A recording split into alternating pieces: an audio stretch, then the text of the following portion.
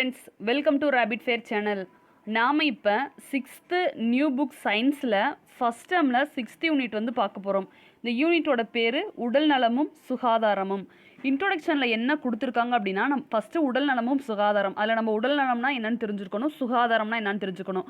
First உடல் நலம் அப்படின்னா என்னென்னா, உடலில் எந்த பாதிப்பும் இல்லாமல் நோய் இல்லாமல் இருக்கிறது மட்டும்தான் உடல் நலன் கிடையாது. அது மனம் சார்ந்ததாகவும் இருக்கும், நம்ம சுற்றுச்சூழலை சார்ந்ததாகவும் இருக்கும், ஒரு சமூகத்தை சார்ந்ததாகவும் இருக்கும் அப்படின்றத கொடுத்துருக்காங்க.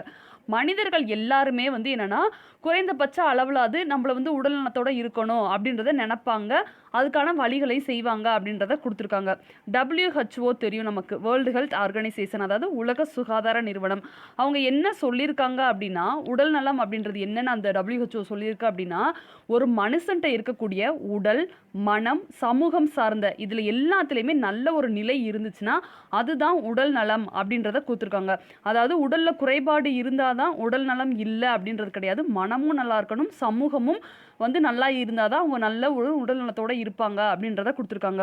இப்போ உடல்நிலை வந்து சரியில்லாமல் போகிறதுல வந்து என்னென்னா, சுற்றுப்புறத்தில் வந்து ஏதாவது ஒரு மாற்றங்கள், ஒரு அழுத்தம் நமக்கு ஏற்பட்டாலோ இந்த மாதிரி வந்து என்னென்னா நம்ம உடல் நலம் சரியில்லாமல் போகும். இதை வந்து நம்ம என்னென்னா சமநிலையாக நம்ம பேணி காக்கணும், அதுக்கான தகவமைப்பை ஏற்படுத்தி நம்ம பேணி காக்கணும் அப்படின்றத சொல்லியிருக்காங்க. இந்த நிலையை என்ன நிலை அப்படின்னு சொல்கிறாங்க அப்படின்னா, ஹமியோஸ்டானிஸ் அப்படின்ற ஒரு நிலை அப்படின்னு வந்து சொல்கிறாங்க. நெக்ஸ்ட்டு ஃபஸ்ட்டு உடல் நலமும் சுகாதாரத்தில் உடல் நலம்னா என்ன அப்படின்றத பேசிக்காக பார்த்தோம். அடுத்து சுகாதாரம். சுகாதாரம் அப்படின்றது என்னன்னா, உடல் நலத்தை நம்ம எப்படியெல்லாம் பேணி பாதுகாக்கிறோம், உடல் நலத்தை எப்படி பாதுகாக்கிறோம் அப்படின்றத குறிக்கக்கூடிய ஒரு அறிவியல் இதுதான் வந்து என்னன்னு சொல்கிறாங்கன்னா சுகாதாரம் அப்படின்றத சொல்கிறாங்க. உடல் நலத்தை எப்படியெல்லாம் நம்ம பேணி காக்கலாம் அப்படின்னா, தூய்மையாக இருக்கிறது, அதுக்கப்புறம் கெட்ட பழக்கங்களை வந்து என்னென்னா நம்ம பின்பற்றாமல் இருக்கிறதுனாலையும் வந்து என்னென்னா உடல் நலத்தை வந்து நம்ம சுகாதார முறையில் பேணி காக்கலாம் அப்படின்றத கொடுத்துருக்காங்க. நெக்ஸ்ட்டு இப்போ நம்ம சொல்லணும் அப்படின்னா, பல்லு டெய்லி வந்து 2 முறை பல்லு விளக்கணும். இந்த மாதிரி வந்து என்னென்னா இதுவும் வந்து ஒரு புற சுகாதாரத்துக்கு ஒரு முக்கிய வழி அப்படின்றத கொடுத்துருக்காங்க. நெக்ஸ்ட்டு சுகாதாரம் அப்படின்றது ஒன்று நம்ம தன் சுத்தமாக இருக்கணும், இன்னொன்று சுற்றுப்புறத்தை தூய்மையாக வச்சுக்கிறது மூலமாக நோயிலிருந்து பாதுகாத்துக்கலாம், நோய் வராமல் தடுக்கலாம் அப்படின்றத கொடுத்துருக்காங்க. இதுதான் இன்ட்ரோடக்ஷனில் உடல் நலம்னா என்ன, சுகாதாரம்னா என்ன அப்படின்றத கொடுத்துருக்காங்க. இப்போ நம்ம உடல் நலமாக இருக்கணும் அப்படின்னா நம்ம ஃபஸ்ட்டு சத்தான உணவுப் பொருட்களை எடுக்கணும். உணவில் இருந்து தான் நமக்கு ஆற்றல் கிடைக்குது, சக்தி கிடைக்குது, ஆற்றல் அல்லது சக்தி கிடைக்குது. ஏன் அப்படின்னா உணவில் வந்து வேதிப்பொருட்கள் இருக்குது, அது மூலமாக நமக்கு சக்தி, ஆற்றல் கிடைக்குது. இந்த ஆற்றல் தான் நமக்கு வந்து நோய்களில் இருந்து நம்மளை பாதுகாக்குது, உடல் வளர்ச்சியும் தருது அப்படின்றத கொடுத்துருக்காங்க. இந்த மாதிரி நமக்கு சத்தை கொடுக்கக்கூடிய பொருட்களில் தான் சத்து பொருட்கள், உணவில் சத்து பொருட்கள் அப்படின்றத சொல்கிறோம்.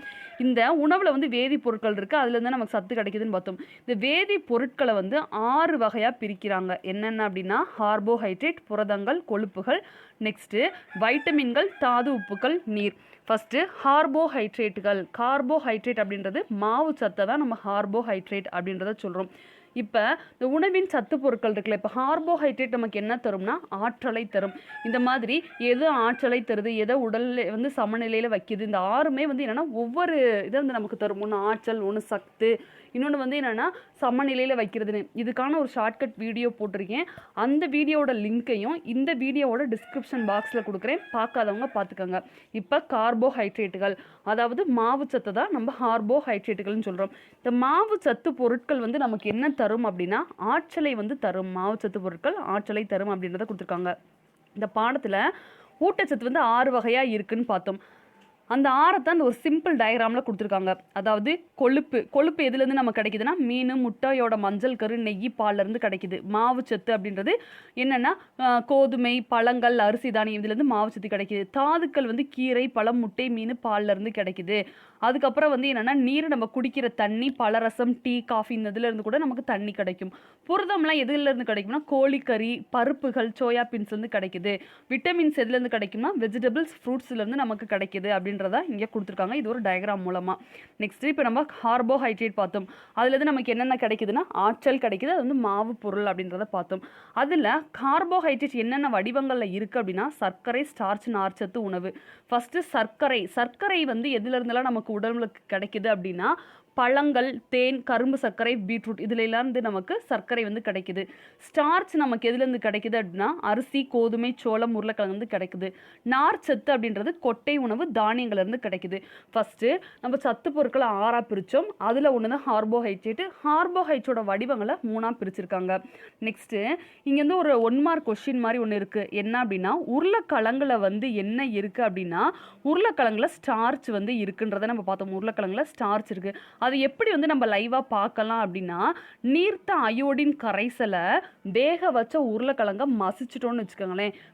வேக வச்ச உருளைக்கிழங்க மசிச்சு அதில் வந்து இந்த நீர்த்த அயோடின் கரைசலை நம்ம சேர்க்குறப்ப அந்த என்னன்னா அந்த வேக வச்ச உருளைக்கிழங்கோட நிறம் வந்து மாறிடும். இருக்கிற நிறத்தில் இருந்து என்ன நிறமாக மாறும்னா கருநீல நிறம். ஃபஸ்ட்டு நம்ம என்னத்தை சேர்க்குறோம், எந்த பொருளில், அடுத்து என்ன நிறமாக மாறுது அப்படின்றத பார்த்துக்கிறோம். இது மூலமாக ஸ்டார்ச் இருக்குது, அந்த கருநீல நிறமாக அது மாறுறதை வச்சு நம்ம ஸ்டார்ச் இருக்குது அப்படின்றத உணர்ந்துக்கலாம் அப்படின்றத கொடுத்துருக்காங்க.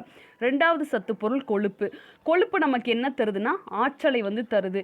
இது நம்ம பார்த்தோம் கார்போஹைட்ரேட்டும் ஆற்றலை தருதுன்னு பார்த்தோம். கொழுப்பும் ஆற்றலை தருது. ஆனால் கார்போஹைட்ரேட்டை விட அதிக அளவு ஆற்றலை தரக்கூடியதாக இருக்குது எதுனா கொழுப்பு. கொழுப்பு எதுலாம் இருக்குது அப்படின்னா வெண்ணெய், நெய், பால், பாலாடை கட்டி, பன்னீர், கொட்டை, மாமிசம், மீன், முட்டையோட மஞ்சள் கரு இதில் எல்லாத்துலேயுமே கொழுப்பு இருக்குது அப்படின்றத கொடுத்துருக்காங்க. இந்த கொழுப்பு நமக்கு ஆற்றல் தருதுன்னு பார்த்தோம். ஆற்றலை மட்டும் இல்லாமல் நம்ம செல்களை பாதுகாக்கிறதுக்கும் உடலை பாதுகாக்கிறதுக்கும் பயன்படுது அப்படின்றத கொடுத்துருக்காங்க. நெக்ஸ்ட்டு இந்த கொழுப்பை வந்து நம்ம இதில் ஒரு செய்முறை பார்த்தோம். கார்போஹைட்ரேட் வந்து உருளைக்கிழங்குல இருக்குது. அது வந்து கருநீலமாக மாறதுக்கு நீர்த்த அயோடின் கரைசலை சேர்க்கணும்னு.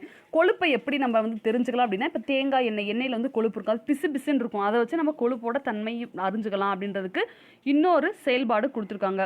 அடுத்து அதிகமான புரதம் உள்ள உணவு என்ன அப்படின்னா சோயாபீன்ஸ். உங்களுக்கு தெரியுமா கொடுத்துருக்காங்க. அதிகமான புரதம் உள்ள உணவு சோயாபீன்ஸ். நெக்ஸ்ட்டு புரதங்கள் வந்து பார்க்க போகிறோம். புரதங்கள் வந்து என்ன செய்யுது அப்படின்னா நம்ம உடல் வளர்ச்சிக்கு முக்கியமான ஒரு சத்து பொருள் தான் புரதம். இது வந்து செல்களில் ஏதாவது ஒரு டேமேஜ் ஆயிடுச்சுன்னா அதை சரி செய்யறதுக்கும் செரிமானம் இந்த மாதிரி ஒவ்வொரு செயல்களுக்கும் உடல் செயல்களுக்கும் புரதம் வந்து அவசியமாக இருக்குது அப்படின்றத கொடுத்துருக்காங்க. இதில் என் புரதங்கள் எதுலேருந்துலாம் நமக்கு கிடைக்குதுன்னா அந்த படத்தில் பார்த்த மாதிரி முட்டை, மீன், பால், கோழி, இறைச்சி, சோயாபீன்ஸு, கொட்டைகள், பருப்புகள் இது எல்லாத்துலேயும் இருந்து நமக்கு புரதம் கிடைக்குது அப்படின்றத கொடுத்துருக்காங்க. புரதத்தோட முக்கியமான பணி என்ன அப்படின்னா நமக்கு வந்து வளர்ச்சியை வந்து கொடுக்கக்கூடியதான் புரதம் அப்படின்றத கொடுத்துருக்காங்க. நெக்ஸ்ட் இந்த புரதத்துக்கு ஒரு செயல்பாடு கொடுத்துருக்காங்க. இதில் என்னென்னா முட்டையோட வெள்ளைக்கரு அதை என்ன செய்கிறாங்கன்னா சோதனை குழாயில் எடுத்துக்கிறாங்க.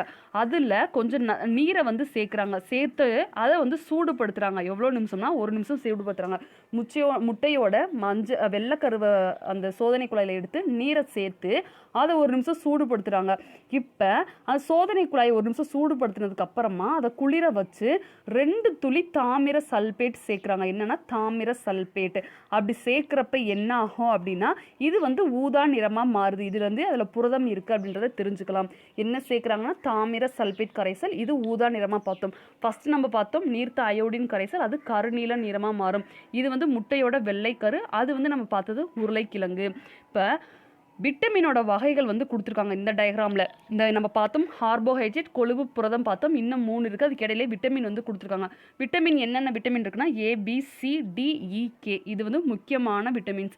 அதில் எந்தெந்த விட்டமின் எந்தெந்த உணவுப் பொருளில் இருக்குது அப்படின்றத கொடுத்துருக்காங்க. இப்போ விட்டமின் ஏனால நமக்கு என்ன கிடைக்குது அப்படின்னா கண் பார்வை வந்து ஆரோக்கியமானதாகவும் தோல் வந்து நல்ல வலிமையானதாகவும் இருக்குது அப்படின்றத சொல்கிறாங்க. இதே இது விட்டமின் ஏ வந்து குறைஞ்சு போச்சுன்னா நமக்கு மாலைக்கண் நோய் ஏற்படும். நெக்ஸ்ட் விட்டமின் பி அப்படின்றப்ப நமக்கு என்ன கிடைக்குது அப்படின்னா ரத்த சிவப்பணுக்கள் வந்து ஆரோக்கியமானதும் நரம்பும் ஆரோக்கியமானதாக இருக்கும். பினால என்ன நோய் வரும்னா பெரிபெரி. இந்த மாதிரி விட்டமின்ஸை வச்சு நான் ஒரு ஷார்ட்கட் போட்டிருக்கேன். அதுக்கு வந்து சயின்டிஃபிக் நேம் என்ன நோய் ஏற்படும், அதுக்கப்புறம் வந்து எதெல்லாம் நீரில் கரையும் கரையாது அப்படின்னு சொல்லி இதுக்கு ஒரு ஷார்ட்கட் வீடியோ போட்டிருக்கேன். அந்த வீடியோவோட லிங்க்கையும் இந்த வீடியோட டிஸ்கிரிப்ஷனுக்கு கீழே கொடுக்குறேன், பார்த்துக்கோங்க. அடுத்து விட்டமின் சினால என்னென்னா ஈறுகள் வந்து என்னென்னா உறுதியானதாக இருக்கும், நோய் எதிர்ப்புத்திறன் இருக்கும்.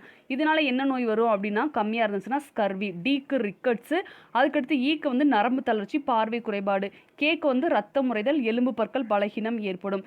இதெல்லாம் வந்து சரி செய்கிறதா இந்த விட்டமின்ஸ் அப்படின்றத கொடுத்துருக்காங்க. நெக்ஸ்ட்டு நம்ம விட்டமின்ஸ் வந்து பார்க்குறோம். நம்ம உடல்ல பல்வேறு வகையான வேதிவினைகள் வந்து நடக்குது. அது எல்லாத்துக்குமே மிக முக்கியமானது என்னன்னா விட்டமின்ஸ் அப்படின்றத கொடுத்துருக்காங்க. வேதிவினைகள் நம்ம உடல்ல நடைபெறுது. அதுக்கு முக்கியமான ஒரு சத்து பொருள் தான் விட்டமின்ஸ். இது எங்கெங்கெல்லாம் இருக்கு அப்படின்னா பழங்கள், காய்கறிகள், தானியங்கள், அதுக்கடுத்து இறைச்சி, சூரிய ஒளி, இதுலாம் விட்டமின் வந்து அதிகமாக காணப்படுது அப்படின்றத கொடுத்துருக்காங்க. இப்போ விட்டமின்ஸை வந்து என்னன்னு சொல்கிறாங்க அப்படின்னா பாதுகாக்கும் உணவு அப்படின்னு சொல்கிறாங்க. பாதுகாக்கும் உணவு என்றால் என்ன அப்படின்னா விட்டமின்ஸை தான் பாதுகாக்கும் உணவு அப்படின்னு சொல்கிறோம். இதில் வந்து 6 முக்கிய விட்டமின்ஸ் இருக்குது. நம்ம ஏற்கனவே பார்த்த மாதிரி ABCDE மற்றும் K. ABCDEK. இதில் BC மட்டும் நீரில் கரையும்.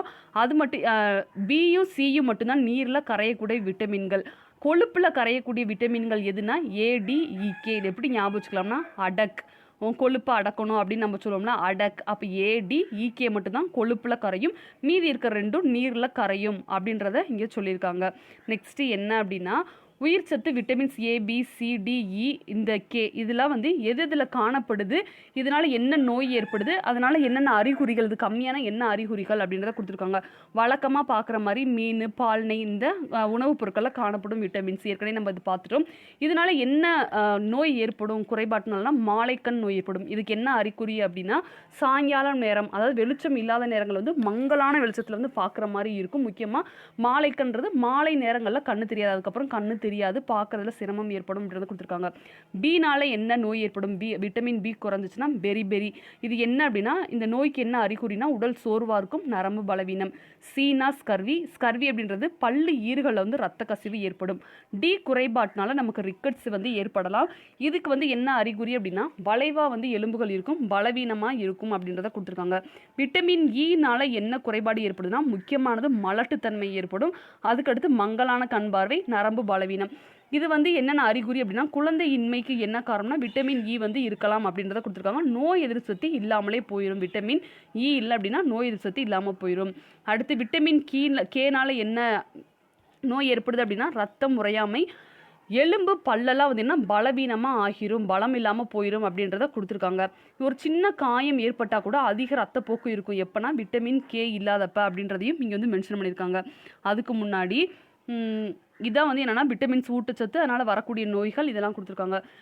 அடுத்து உங்களுக்கு தெரியுமால என்ன கொடுத்துருக்காங்க அப்படின்னா இப்போ வந்து நம்ம சன்ஸ்க்ரீன் லோஷன்லாம் வந்து நம்ம யூஸ் பண்ணுவோம். இதனால இந்த லோஷன் வந்து யூஸ் பண்ணுறதுனால சூரியன்லேருந்து கிடைக்கக்கூடிய விட்டமின் டி வந்து 95% வந்து நமக்கு கிடைக்காம போகுது அப்படின்றத கொடுத்துருக்காங்க. இந்த மாதிரி சூரியன்லேருந்து இயற்கையாகவே கிடைக்கக்கூடிய இந்த விட்டமின் டி இல்லாமல் நமக்கு விட்டமின் டி குறைபாட்டு நோய் வந்து ஏற்படுது அப்படின்றத கொடுத்துருக்காங்க. நெக்ஸ்ட்டு நெல்லிக்காயிலையும் விட்டமின் சி இருக்குது, ஆரஞ்சு பழத்துலையும் விட்டமின் சி இருக்குது. ஆரஞ்சு பழத்தை விட நெல்லிக்காயில் 20 மடங்கு வந்து விட்டமின் சி வந்து இருக்குது அப்படின்றத கொடுத்துருக்காங்க.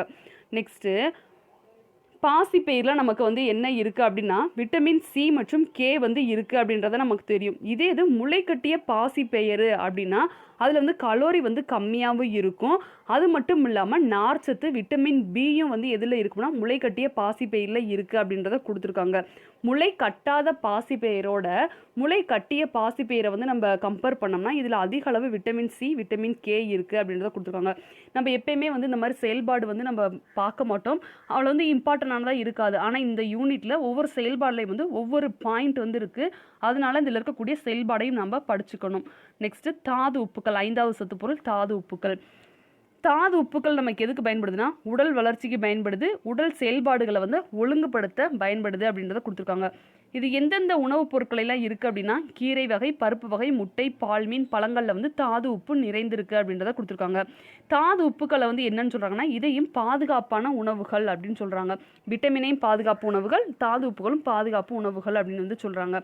இதில் வந்து தாது உப்பு என்னென்ன இருக்குது அப்படின்னா கால்சியம், பாஸ்பரஸ், அயோடின், இரும்பு சத்து. கால்சியத்தோட பணி என்ன அப்படின்னா நமக்கு வலுவான எலும்பு, பல்லு, ரத்த முறைதலுக்கு வந்து உதவி செய்கிறதான் கால்சியம். பாஸ்பரஸ் அப்படின்றது வலுவான எலும்புகள் மற்றும் பற்கள். அயோடின் நமக்கு தெரியும், அயோடினாலே தைராய்டு சம்மந்தமாக இருக்கக்கூடிய ப்ராப்ளம்ஸை க்யூர் பண்ணும். அதே மாதிரி இரும்பு சத்து அப்படின்னா ஹீமோக்ளோபின் வந்து அதிகமாகும், மூளை வளர்ச்சி அதிகமாக இருக்கிறதா இரும்பு சத்து. இதுதான் வந்து என்னென்னா தாது உப்புகளோட என்னென்ன தாது உப்பு, அதோட பணி என்ன அப்படின்றத கொடுத்துருக்காங்க. நெக்ஸ்ட்டு உங்களுக்கு தெரியுமால என்ன கொடுத்துருக்காங்கன்னா முருங்கை கீரையை பற்றி கொடுத்துருக்காங்க. முருங்கை இலையில் அதிக அளவு vitamin A, vitamin C, potassium, calcium, இரும்புச்சத்து, புரதம் இந்த எல்லாமே வந்து இருக்குது. இந்த சத்தெல்லாம் வந்து முருங்கைக்கீரையில் இருக்குது அப்படின்றத கொடுத்துருக்காங்க. அடுத்து இந்த முருங்கை இலை வந்து என்னென்னா ஆக்சிஜனேற்ற தடுப்பானாவும் இருக்குது அப்படின்றத கொடுத்துருக்காங்க. உலக அளவில் 80% இந்த முருங்கை இலை வந்து இந்தியாவில் தான் வந்து இருக்குது, இந்தியாவில் தான் உற்பத்தி ஆகுது அப்படின்றத கொடுத்துருக்காங்க. இந்த முருங்கை இலையை வந்து இறக்குமதி செய்யக்கூடிய நாடுகள் என்னென்னா சீனா, அமெரிக்கா, ஜெர்மனி, கனடா, தென்கொரியா, ஐரோப்பிய நாடுகள் அப்படின்றதையும் கொடுத்துருக்காங்க. நெக்ஸ்ட்டு நீர், ஆறாவது நம்ம பார்க்கக்கூடிய சத்துப்பொருள் நீர். நமக்கு வந்து என்னென்னா நம்ம உடலுக்கு தேவையான அளவு நீர் வந்து தேவை. நம்ம தினமும் குறைஞ்சது 2 லிட்டர் தண்ணியாவது குடிக்கணும் அப்படின்றத கொடுத்துருக்காங்க. நம்ம உடல்நிலையை சமநிலையை வைக்கணும் அப்படின்னாலே நீர் வந்து அவசியம் அப்படின்றத கொடுத்துருக்காங்க. இதுதான் நம்ம பார்த்த அந்த 6 சத்துக்கள் என்னென்னா கார்போஹைட்ரேட், கொழுப்புகள், புரதம், விட்டமின்ஸ், தாது, உப்பு, நீர். கார்போஹைட்ரேட் எங்கே இருக்குது அப்படின்னா நம்ம ஏற்கனவே பார்த்த மாதிரி தான், மாவு எல்லாம் எதில் இருக்கோ அது எல்லாமே கார்போஹைட்ரேட். கொழுப்போட பணி வந்து ஆற்றல். இது வந்து நம்மளை ஃபில் பண்ண சொல்லியிருக்காங்க, ஏற்கனவே நம்ம படிச்சிருப்போம்ல அதை தான் இங்கே வந்து ஃபில் பண்ண சொல்லியிருக்காங்க. அதே மாதிரி விட்டமின்ஸ் எதில் இருக்குது, தாது உப்புக்கள் வந்து என்ன பணி, இந்த அது எதில் இருக்குது, அதனால நமக்கு என்ன பயன், இதை வந்து நம்ம நல்லா படிச்சுக்கணும். இதுக்கான ஷார்ட்கட்ஸ் வீடியோ இருக்குது, அதை பார்த்துக்கோங்க. நெக்ஸ்ட்டு உடல் நலம் மற்றும் ஊட்டச்சத்துக்கள். நம்ம ஏற்கனவே பார்த்த மாதிரி உடல் நலம் அப்படின்றது உடலை மட்டும் சார்ந்தது கிடையாது, மனத்தையும் சமூகத்தையும் சார்ந்தது அப்படின்றத கொடுத்துருக்காங்க. நோய் இல்லாமல் மட்டும் இருக்கிறது கிடையாது, நம்ம வந்து மன ரீதியாகவும் வந்து என்னென்னா குறைகள் இல்லாமல் இருக்கணும் அப்படின்றத கொடுத்துருக்காங்க. இப்போ நம்ம தன்னம்பிக்கையோடு இருந்தாலே வந்து நிறையா நோய்கள் வந்து இருந்தாலுமே சரியாகிரும் அப்படின்றத கொடுத்துருக்காங்க. நம்ம தன்னம்பிக்கையோடு இருந்தாலுமேவும் நோயோடு இருந்தாலுமேவும் தன்னம்பிக்கையோடு இருந்தால் நிறையா செயல்களில் ஈடுபட்டு நம்ம வந்து என்னென்னா முன்னேறி வரலாம். அதாவது வந்து நம்ம தன்னம்பிக்கை அந்த நோய்களை வந்து குணப்படுத்திடும் அப்படின்றதான் உடல் நலத்தில் மனநலத்தையும் சேர்த்து கொடுத்துருக்காங்க. நெக்ஸ்ட்டு சத்து குறைந்த உணவுப் பொருட்களை வந்து நம்ம எடுத்துக்கிறனால என்ன ஆகும்னா நம்ம ஒன்று குண்டாயிருவோம், இல்லாட்டி நோய்கள் வந்து ஏற்படுது அப்படின்றத சொல்லியிருக்காங்க. அதனால சத்து பொருட்களை வந்து நம்ம சாப்பிடணும். நமக்கு எதுலாம் எந்த உணவு மூலம்னா நமக்கு சத்து கிடைக்குதோ அதை வந்து எடுத்துக்கணும் அப்படின்றத கொடுத்துருக்காங்க. அந்த உணவுக்கு கீழே சரிவிகித உணவு அப்படின்றத கொடுத்துருக்காங்க. சரிவிகித உணவு அப்படின்றது வந்து என்ன அப்படின்னா சத்து பொருட்கள் நம்ம எல்லாமே பார்த்தோம். இது இப்போ வந்து நம்ம கார்போஹைட்ரேட் இருக்க உணவுப் பொருட்களை மட்டுமே எடுத்துக்கக்கூடாது, அல்லது கொழுப்பு பொருட்களை மட்டுமே எடுத்துக்கோ. கொழுப்புன்றது சத்து தான், ஆனால் அது அளவுக்கு மீறினா அமிர்தமும் நஞ்சு அப்படின்ற மாதிரி ஆகிரும். அதனால எல்லா சத்து பொருட்களையுமே சம அளவில் எடுத்துக்கணும். இந்த மாதிரி சம அளவில் எல்லா சத்து பொருட்களையும் எடுக்கிறதா என்னன்னு சொல்கிறாங்கன்னா சரிவிகித உணவு அப்படின்றத கொடுத்துருக்காங்க. அப்படி எடுத்துக்கிட்டால் மட்டும்தான் நலத்தோட இருக்க முடியும். நெக்ஸ்ட்டு நமக்கு வந்து எதுக்காக இந்த சரிவிகித உணவு வேணும், உணவு எடுத்துக்கணும், அது சரியான அளவு நீர் எடுத்துக்கணும் அப்படின்னு சொல்கிறாங்கன்னா நம்ம அதிக வேலை செய்யணும்னா நமக்கு திறன் வேணும், நல்ல உடல் மனநலம் வேணும், நோய் வந்துருச்சுன்னா அதை எதிர்க்கக்கூடிய திறன் வேணும், உடல் வந்து நன்றாக வளர்றதுக்கு. இது எல்லாத்துக்குமே வந்து எது தேவை அப்படின்னா நமக்கு சரிவிகித உணவு தேவை அப்படின்றத கொடுத்துருக்காங்க. நெக்ஸ்ட்டு ஊட்டச்சத்து. இந்த ஊட்டச்சத்துலாம் இதில் இருக்குது, இதனால நமக்கு இதெல்லாம் கிடைக்குதுன்னு பார்த்தோம். சப்போஸ் ஊட்டச்சத்து குறைபாடு இருந்துச்சு அப்படின்னா நமக்கு வந்து என்னென்ன இதெல்லாம் வருது அப்படின்றத கொடுத்துருக்காங்க. ஊட்டச்சத்து குறைபாடுனால குழந்தைகளுக்கு 2 விதமான நோய் வருது. ஒன்று மராஸ்மஸ், இன்னொன்று குவாசியோக்கர். குவாசியோக்கர். ஃபஸ்ட்டு ஊட்டச்சத்து குறைபாடு அப்படின்னா என்ன அப்படின்னா நம்ம கிடைக்கக்கூடிய உணவுப் பொருட்கள் மூலமாக ஆற்றல் கிடைக்கிது, ஊட்டச்சத்து கிடைக்கிது. நம்ம எடுத்துக்கக்கூடிய உணவில் இருந்து கிடைக்கக்கூடிய சத்து வந்து நமக்கு சரியான விகிதத்தில் கிடைக்கல அப்படின்னா அதை தான் நம்ம ஊட்டச்சத்து குறைபாடுன்னு சொல்கிறோம். இதனால் உண்டாகக்கூடிய நோயை தான் ஊட்டச்சத்து குறைபாட்டு நோய் அப்படின்றத சொல்கிறாங்க. இப்போ சமீபத்தில் இந்தியாவில் நடத்தப்பட்ட ஆய்வில் 14.4 மில்லியன் குழந்தைகள் வந்து உடல் பருமனாக இருக்காங்க அப்படின்றத கொடுத்துருக்காங்க. இதில் சீனா முதலிடத்துலையும் இந்தியா வந்து சீனாவுக்கு அடுத்து 2வது இடமாக வந்து உலகளவில் இருக்குது அப்படின்றத கொடுத்துருக்காங்க. இந்த 2 நம்ம நோய் பார்த்தோம், ஊட்டச்சத்து குறைபாட்டு நோய். ஒன்று குவாசியோக்கர், இன்னொன்று மராஸ்மஸ். குவாசியோக்கர் அப்படின்றது வந்து என்னென்னா இதுக்கு ஷார்ட்கட்ஸ் இருக்குது. இது வந்து ஏற்கனவே எக்ஸாமில் கேட்டிருக்காங்க. குவாசியோக்கரோட அறிகுறி என்ன, அது எத்தனை வயசுக்கு ஏற்படும், அந்த மாதிரி கேட்டிருக்காங்க. ஃபஸ்ட்டு குவாசியோக்கர் அப்படின்னா எப்படின்னா கை காலில் வீக்கம் இருக்கும், கை கால் முகம் வளர்ச்சி குறைபாடாக இருக்கும், வயிற்றுப்போக்கு வரும், மூளை வளர்ச்சி குறைபாடாக இருக்கும். மராஸ்மஸ் அப்படின்றது எலும்பு மேலே தோல் மூடி இருக்க மாதிரி இருக்கும், மெதுவான உடல், மெதுவாக தான் வளருவாங்க. இந்த ரெண்டையும் நம்ம குழப்பிக்காமல் எப்படி படிக்கணும், குவாசியோக்கர்னா வீங்கி இருக்கும், அதாவது வீங்குனா குண்டாக இருக்க மாதிரி இருக்கும். குவாசியோக்கர் குண்டு, அதாவது குண்டு கிடையாது, வீங்கி இருக்கிறத நம்ம எப்படி சொல்லுவோம்னா குண்டாக இருக்க மாதிரி இருக்குது அப்படின்னு நம்ம வச்சுக்கலாம். மராஸ்மஸ் மரம் எப்படி இருக்குன்னா ஒல்லியாக இருக்கும், எலும்பு தோலுமாக இருந்தால் எப்படி சொல்லுவோம் ஒல்லியாக இருக்குது. அந்த மாதிரி ரெண்டையும் நம்ம கம்பேர் பண்ணி படிச்சுக்கலாம். நெக்ஸ்ட்டு தாது உப்புக்கள் ஏற்கனவே பார்த்துட்டோம். இது என்னென்ன தாது உப்புகள் என்னென்ன நோய்களை குணப்படுத்துது அப்படின்றத பார்க்க போகிறோம். கால்சியம் அது வந்து ரிக்கட்ஸ் நோய்களை குணப்படுத்தும். பாஸ்பரஸ் ஆஸ்ட்ரியோ மலேசியா அப்படின்ற நோய். அயோடின் கிரிட்டினிசம் குழந்தைகளுக்கு வர நோய், இது ஏற்கனவே கேட்டிருக்காங்க. அயோடின் குறைபாடுனால குழந்தைகளுக்கு வர நோய் எப்படி சொல்லுவோம்னா கிரிட்டினிசம். இரும்புச்சத்து இரத்த சோகை இரும்புச்சத்து இரத்த சோகை. இதுதான் வந்து என்னென்னா இது வரைக்கும் ஊட்டச்சத்து குறைபாட்டு நோய்கள். நெக்ஸ்ட்டு உடற்பயிற்சியும் ஓய்வும். உடற்பயிற்சி அதாவது உடற்பயிற்சி நம்ம உடல் செய்யக்கூடிய செயல்களில் நம்ம உடல் ஆரோக்கியத்துக்காக நம்ம செய்யக்கூடிய ஒன்று தான் உடற்பயிற்சி. உடற்பயிற்சி, யோகா, நடனம், சுறுசுறுப்பாக எப்பயும் இருக்கிறது, தனிநபர் விளையாட்டு அல்லது குழுவாக சேர்ந்து விளையாடுறது, இது எல்லாமே உடற்செயலில் அடங்கும் அப்படின்றத கொடுத்துருக்காங்க. உடற்பயிற்சி அப்படின்றது வந்து என்ன அப்படின்னா உடல் தகுதி, முழு நலம், உடல் நலம், இதை வந்து நம்ம பெற்றுக்கிறது அல்லது இருக்கிறத வந்து அதிகப்படுத்துறதா என்னன்னு சொல்கிறாங்கன்னா உடற்பயிற்சி அப்படின்றத சொல்கிறாங்க. இது வந்து உடல் ரீதியான பயிற்சி.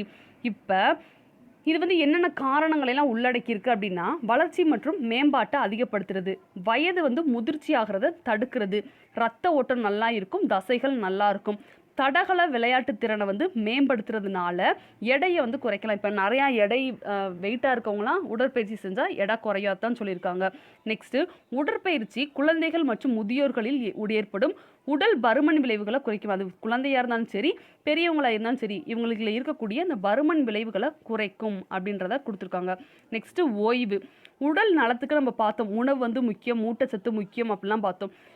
உடற்பயிற்சி முக்கியம், உணவு, ஊட்டச்சத்து, உடற்பயிற்சி இதெல்லாம் முக்கியம்னு பார்த்தோம். ஆனால் இதோட சேர்த்து ஓய்வும் அப்படின்றது ரொம்ப முக்கியம் அப்படின்றத கொடுத்துருக்காங்க.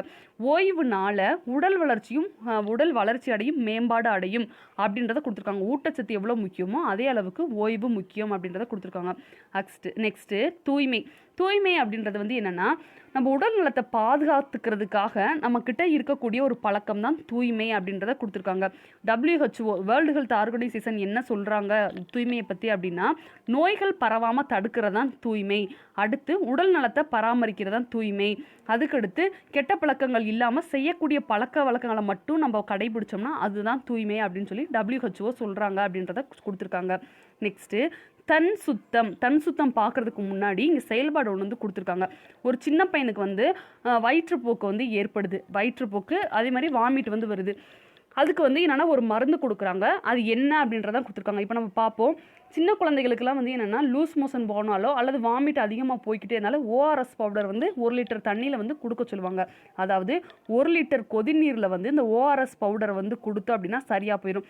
என்னது அந்த ORS பவுடர் அப்படின்னா அரை தேக்கரண்டி உப்பும் 6 தேக்கரண்டி சர்க்கரையும் சேர்ந்த கரைசல்னா அந்த ORS பவுடர்.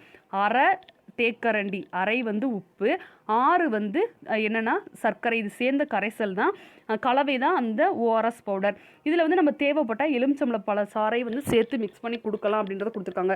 இந்த மாதிரி குழந்தைகளுக்காக இருந்தாலும் சரி, குழந்தைகளுக்கு வயிற்றுப்போக்கு அல்லது வாமிட் ஏற்பட்டுச்சு அப்படின்னா அவங்களுக்கு வந்து என்னென்னா உடலில் இருக்கக்கூடிய நீரெல்லாம் வெளியேறும். அப்போ வந்து என்னென்னா அவங்க ரொம்ப டயர்டாக, உடல் வந்து சமநிலையில் இருக்காது. அந்த உடலை வந்து சமநிலையில் இருக்கணும் அப்படின்னா நமக்கு நீர் சத்து முக்கியமாக தேவை. இந்த ORS வந்து நம்ம கொடுக்குறப்ப உடல் வந்து சமநிலையில் அடையும் அப்படின்றத கொடுத்துருக்காங்க. இது வந்து என்ன பவுடர்னா ORS அப்படின்றத நம்ம தெரிஞ்சுக்கணும். ORSனா என்ன, அது எதுக்கு, அதில் என்னென்ன கரைசல் இருக்குது, எவ்வளவு கரைசல் இருக்குது அப்படின்றத பார்த்துக்கோங்க. நெக்ஸ்ட்டு தன் சுத்தம். இப்போ நம்ம சுத்தம், தூய்மை இதெல்லாம் பார்த்தோம். ஓய்வுன்னு இப்போ ஃபஸ்ட்டு தன் சுத்தம் போது நம்ம சுத்தமாக இருக்கணும். ஒரு தனி மனிதன் எப்படி வந்து சுத்தமாக இருக்கணும் அதை தான் தன் சுத்தம் அப்படின்றத சொல்கிறாங்க. உடல் நலத்தை தூய்மையாக வச்சுக்க வேண்டிய விஷயத்தில் ஃபஸ்ட்டு தன் சுத்தம் அப்படின்றது முக்கியமான பழக்கம் அப்படின்றத சொல்கிறாங்க. இப்போ நம்ம பல்லுன்னு எடுத்துக்கிட்டோம்னா ஒரு நாளைக்கு 2 தடவை பல்லு விளக்கணும், நகங்களை நல்லா வெட்டணும், டெய்லி வந்து குளிக்கணும், தலைக்கு வந்து வாரத்துக்கு 2 தடவையாவது குளிக்கணும், அதுக்கடுத்து வந்து தூய்மையான உடை உடுத்தணும். இந்த மாதிரி நம்மளோட பழக்கங்கள் நம்மளோட உடல் உறுப்புகளை வந்து தூய்மையாக வச்சுக்கிறதான் தன் சுத்தம் அப்படின்றத கொடுத்துருக்காங்க. அடுத்து இது வந்து தனி மனிதனில் ஏற்படக்கூடிய பழக்கம் அப்படின்றத சொல்லியிருக்காங்க. நம்மளோட வீட்டிலையும் சரி, வேலை செய்கிற இடங்களையும் சரி, குளியல் அறைகள், கழிவறைகள், இதில் எல்லாத்துலேயுமே வந்து என்னென்னா கிருமிகள் இல்லாத மாதிரி நம்ம சுத்தமாக வச்சுக்கணும் அப்படின்றத கொடுத்துருக்காங்க. இப்போ தன் சுத்தத்தில் ஒரு அட்டவணை வந்து கொடுத்துருக்காங்க, என்னென்ன சுத்தம் அப்படின்னு. ஃபஸ்ட்டு என்னென்ன கூறு, எவ்வளவு இடைவெளியில் வந்து நம்ம சுத்தம் பண்ணணும் அப்படின்னு. கண் தூய்மை, கண்ணுன்னு எடுத்துக்கிட்டால் டெய்லி காலையில் வந்து நம்ம காலையிலையும் சரி தூங்குறதுக்கு முன்னாடி கண்ணை வந்து தூய்மைப்படுத்தணும், அல்லது தூசி விழுந்துச்சுன்னா தூய்மைப்படுத்தணும். முடி அப்படின்னா வாரத்துக்கு 2 தடவை அல்லது 1 தடவையாவது அல்லது ஒரு நாள் விட்டு ஒரு நாளாவது தலை குளிக்கணும். நெக்ஸ்ட்டு உடல் தூய்மை அப்படின்னா ஒரு நாளைக்கு ஒரு முறையாவது உடம்பு குளிக்கணும் அல்லது 2 முறை குளிக்கணும் அப்படின்றத கொடுத்துருக்காங்க. வாய் முறை அப்படின்னா வாய் தூய்மை அப்படின்னா 2 தடவை பல் விளக்கணும், காலையிலையும் நைட்டு தூங்குறதுக்கு அப்புறம். அதுக்கப்புறமும் சாப்பிட்டதுக்கு அப்புறமும் என்னன்னா வாய் வந்து கொப்பளிக்கணும் அப்படின்றத கொடுத்துருக்காங்க. பாத தூய்மை, டெய்லி நம்ம பாதத்தை வந்து கழுவணும். கை தூய்மை அப்படின்றது என்னன்னா ஒரு டஸ்ட்டை வந்து தொட்டுட்டாலே உடனே வந்து கை கழுவிடணும், சுத்தமானது தொடுறதுக்கு முன்னாடியும் கையை வந்து தூய்மையாக வச்சுக்கணும் அப்படின்றத சொல்லியிருக்காங்க. ஆடை தூய்மை, ஒரு நாளைக்கு ஒரு முறை அல்லது இருமுறை வந்து ஆடைகளை வந்து மாற்றிக்கணும் அப்படின்றத கொடுத்துருக்காங்க. அடுத்து நுண்ணுயிரிகள். நம்ம தன் சுத்தம்னு பார்த்தோம். இந்த தன் சுத்தத்தை அலட்சியம் செய்கிறப்ப தான் நமக்கு என்ன ஏற்படுதுன்னா நோய் வந்து ஏற்படுது அப்படின்றத கொடுத்துருக்காங்க. இந்த மாதிரி அலட்சியப்படுத்துகிறப்ப நுண்ணுயிர்களால் நமக்கு சில நோய்கள் வந்து வருது. என்னென்னா சீதபேதி, பற்சொத்தை, சேற்றுப்புண், பொடுகு அப்படின்றத கொடுத்துருக்காங்க. இந்த நுண்ணுயிர்களெல்லாம் நம்ம வெறும் கண்ணால் பார்க்க முடியாது, நுண்ணோக்கியால் மட்டும்தான் பார்க்க முடியும். இந்த மாதிரி நுண்ணுயிரிகளை 4 வகையாக பிரிக்கிறாங்க. பாக்டீரியா, வைரஸ், புரோட்டோசோவா, பூஞ்சை. ஃபர்ஸ்ட் பாக்டீரியா அப்படின்னா இது வந்து என்னன்னா ஒரு ப்ரோகேரியாட்டிக் நுண்ணுயிரி. பாவரிசை ப்ரோகேரியாட்டிக், பாவரிசை ப்ரோகேரியாட்டிக் நுண்ணுயிரி அப்படின்னு வந்து சொல்கிறாங்க. இதில் வந்து என்னென்னா உட்கரு கிடையாது. அதே மாதிரி செல் செவுகள் அற்று காணப்படும். இதில் வந்து நுண்ணுறுப்புகள் இருக்கும். உட்கரு இல்லாமல் செல் செவுகள் இல்லாமல் நுண்ணுறுப்புகள் இருக்கும் அப்படின்றத கொடுத்துருக்காங்க. பாக்டீரியா அப்படின்றது ஒன்று ஒட்டுண்ணியாக இருக்கணும் அல்லது தன்னிச்சையான ஒரு நுண்ணுயிரியாக இருக்கும் அப்படின்றத சொல்கிறாங்க. இது வந்து நம்ம உடலில் இருக்கக்கூடிய திசுக்களை வந்து ஊடுருவி செல்லக்கூடிய தன்மை கொண்டதாக இருக்கும் அப்படின்றத கொடுத்துருக்காங்க. இது வந்து என்ன செய்யும்னா நம்ம உடலில் வந்து சீல் வடிகிறது அல்லது தீங்கு விளைவிக்கக்கூடிய பொருட்களை வந்து உற்பத்தி செய்யும் அப்படின்றத கொடுத்துருக்காங்க. இந்த நுண்ணுயிரியை நம்ம நுண்ணோக்கியோட உதவியால் மட்டும்தான் பார்க்க முடியும். பாக்டீரியாவால் என்னென்ன நோய்கள் ஏற்படுதுன்னா காலரா, வயிற்றுப்போக்கு, நிமோனியா காய்ச்சல், டெட்டனஸ், கக்குவான், காசநோய், டைஃபாய்டு காய்ச்சல் இதெல்லாமே வந்து பாக்டீரியாவால் ஏற்படுது. காலரா, வயிற்றுப்போக்கில் எப்போ வரும்னா அசுத்தமான நீர் மூலமாக. நிமோனியா காய்ச்சல் அப்படின்றப்ப இரும்புறப்ப தும்முறப்ப வந்து என்னன்னா அந்த காற்று திவலைகள் மூலமாக வரும். அதை நம்ம சுவாசிக்கிறப்ப அந்த நோயால் அஃபெக்ட் ஆகும் அப்படின்றத கொடுத்துருக்காங்க. டெட்டனஸ், கக்குவான் இது வந்து என்ன பாக்டீரியாக்கால தாக்கப்பட்ட காயங்கள் அப்படின்றத சொல்லியிருக்காங்க. காசநோய் அப்படின்றது இதுவும் இரும்புறப்ப தும்முறப்ப அந்த வெளிவரக்கூடிய அந்த காற்றுனால அந்த காற்றை சுவாசிக்கிறவங்களுக்கு வரும். டைஃபாய்டு அப்படின்றது அசுத்தமான உணவு அல்லது நீர் அப்படின்றத கொடுத்துருக்காங்க. நெக்ஸ்ட்டு வைரஸ் அப்படின்றது ஒரு செல்லற்ற உயிரி. இது வந்து என்னென்னா செல்லற்ற உயிரின்றதை கொடுத்துருக்காங்க. இது வந்து மற்ற உயிரினங்களோட செல்களில் வந்து புகுந்து அங்கே வந்து பெருக்கமாயிரும் அப்படின்றத கொடுத்துருக்காங்க. செல்லுக்குள்ளே போனால் தான் இது வந்து அதிகமாக பெருக்கமாகும். நோய்னா நம்ம முதல் என்னன்னு தெரிஞ்சுக்கணும். நோய் அப்படின்றது வந்து என்ன அப்படின்னா நம்ம உடலில் நோயொக்கிகளோட செயல்பாட்டில் நோயொக்கி அதாவது நுண்கிருமிகள் இருக்கணும். அந்த இதுதான் வந்து என்னன்னு சொல்கிறாங்கன்னா நோயொக்கின்னு சொல்கிறாங்க. இதோட செயல்பாட்டால் ஏற்படக்கூடிய அடையாளங்களில் தான் அல்லது இதோட வந்து வெளிப்பாடுகளை தான் நம்ம நோய் அப்படின்றத சொல்கிறோம். அதாவது நம்ம உடல் வந்து ஒழுங்காக இருக்கிறப்ப ஒழுங்கற்ற செயல்பாடுகள் வந்து ஏற்படும். அடுத்து வைரஸ் வந்து மனிதரை மட்டும்தான் தாக்குமானா கிடையாது. தாவரங்களையும் தாக்கும், விலங்குகளை தாக்கும், வேற நுண்ணுயிரிகளை தாக்கும் அப்படின்றத கொடுத்துருக்காங்க. வைரஸ் வந்து ஒரு செல்லுக்குள்ளே போச்சு அங்கே தான் வந்து பெருக்கம் அடையும் அப்படின்றத கொடுத்துருக்காங்க. உள்ளே போய் பெருக்கம் அடையும் அந்த செல்லுக்குள்ளே போயிட்டு அந்த செல்லையே வந்து அழிக்கும் அப்படின்றத சொல்லியிருக்காங்க. இந்த செல்லை அழிச்சு தான் நம்மளை வந்து நோயை வந்து உருவாக்கும். இப்போ உங்களுக்கு தெரியுமால என்ன கொடுத்துருக்காங்கன்னா வைரஸ்னால் ஏற்படும் நோய்களை நம்ம வந்து நமக்குன்னு ஒரு உடலில் இருக்கக்கூடிய நோய் எதிர்ப்பு சக்தி மூலமாகவே நம்ம அழிச்சிடலாம். எப்படி அப்படின்னா ஒரு நோய் வந்துருச்சுன்னா அதுக்கு முன்னாடியே அறிகுறிகள் வரும். அதை வச்சே நம்ம வந்து என்னென்னா வைரஸ் தாக்கத்தை அழிக்க முடியும் அப்படின்றத கொடுத்துருக்காங்க. நுண்ணுயிரி கொல்லிகளால் வைரஸின் தாக்கத்தை அழிக்க முடியாது அப்படின்றதையும் கொடுத்துருக்காங்க. அதாவது அறிகுறி வர்றப்பே அதை நம்ம குணப்படுத்த முடியும். நுண்ணுயிரி கொல்லிகள் மூலமாக வைரஸ் தாக்கத்தை அழிக்க முடியாது. எதனால் குணப்படுத்த முடியும், எப்படி அழிக்க முடியாது அப்படின்றத பார்த்துக்கணும். நெக்ஸ்ட்டு நினைவில் கொள்க. 6 வகையான ஊட்டச்சத்து பார்த்தோம். கார்போஹைட்ரேட், புரதம், கொழுப்பு, விட்டமின்ஸ், தாது, உப்பு, நீர் இது எல்லாமே 6 வகையான ஊட்டச்சத்து.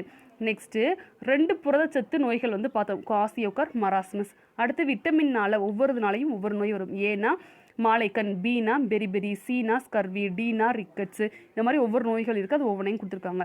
பாக்டீரியா அப்படின்றது ப்ரோகேரியாட்டிக் நுண்ணுயிரி. எப்படி ஞாபகம் வச்சுக்கலாம்னா பாவரிசை, பூ. பாக்டீரியா ஒரு ப்ரோகேரியாட்டிக் நுண்ணுயிரி. அதுக்கடுத்து பாக்டீரியா நோய்கள்னால் என்னது, வைரஸ் நோய்கள்னால் என்னது.